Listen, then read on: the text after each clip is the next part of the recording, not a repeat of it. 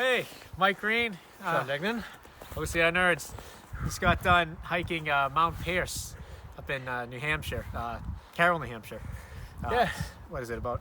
Mountains. It's one of the 4,000 footers, 4,310 feet. Yeah, beautiful day, beautiful weather. Bit on the cold side. We had a cold snap, Strong winds at the top. and apparently there was a bit of snow last night. So Yeah. snow is the trails are covered in snow. We certainly weren't the first ones up there. Snow was pretty well packed from previous hikers, so Yeah. it wasn't too bad as far as the footing. We were going to do Pierce and Eisenhower.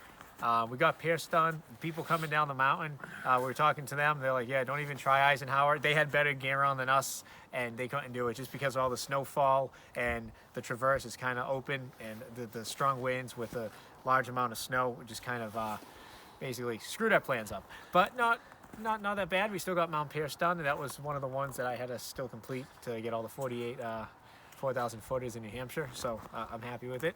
Absolutely. That's one of the things too. If you're gonna go do some hiking as part of your training for these races, be prepared to make changes in your plans like we did.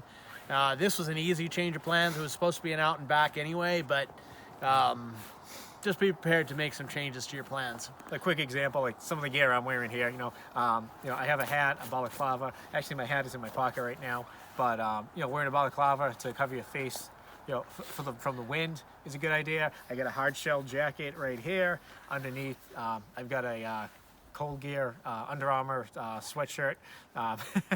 No sponsorship or anything. I'm just saying that's what I have. And then I have another layer of cold gear, kind of a compression under that. For the pants, I got these nice hiking pants right here. These are a little bit insulated, but they're really meant to break wind and kind of keep out strong winds and stuff like that. They are water resistant. And then under that, I have a thick layer of another cold gear compression that I'm using. So as far as hiking goes too, I would opt to always bring, no matter what you think the conditions may or may not be, some sort of micro spikes with you. You should definitely check if you're going to need snowshoes ahead of time. You can go and look at, like, when you're hiking these types of mountains, look at the weather forecast for the actual mountain, not just the weather in that particular city or town. Yeah, for sure. Definitely look at if you could get involved in some of the hiking forums, Facebook groups, etc. They'll probably be the quickest way to get some real-time conditions as far as from people who have firsthand experience with the site you're looking at. Mm-hmm.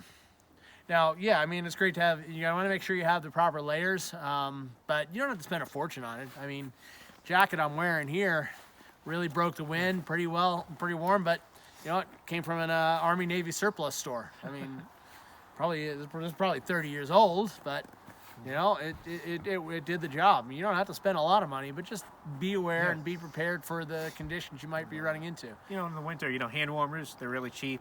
Same thing for your foot warmers or toe warmers, whatever you want to call them. Really cheap, and a good pair of gloves.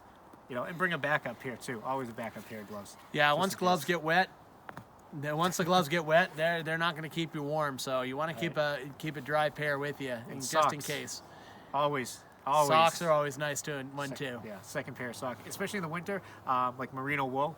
That's really good. That's what I'd recommend. Some sort of smart wool type thing is really good for your feet. All right, well, that's about it. I think that things went well today. Yeah. I got ice on my beard, so there you go. Oh yeah, that was one thing I didn't have. I don't have a beard, of course, and my face was pretty well exposed, and being up in that wind was pretty nasty. So make sure you have some way of protecting it, even if it's something simple like a buff. You can get them for free at races or whatever, but make sure you have at least something to protect your face if you're getting up into the mountains with this wind. Mm-hmm. But otherwise, great hike today, and great way to work on that off-season training. Yeah. All right. Till next time. Subscribe. All right.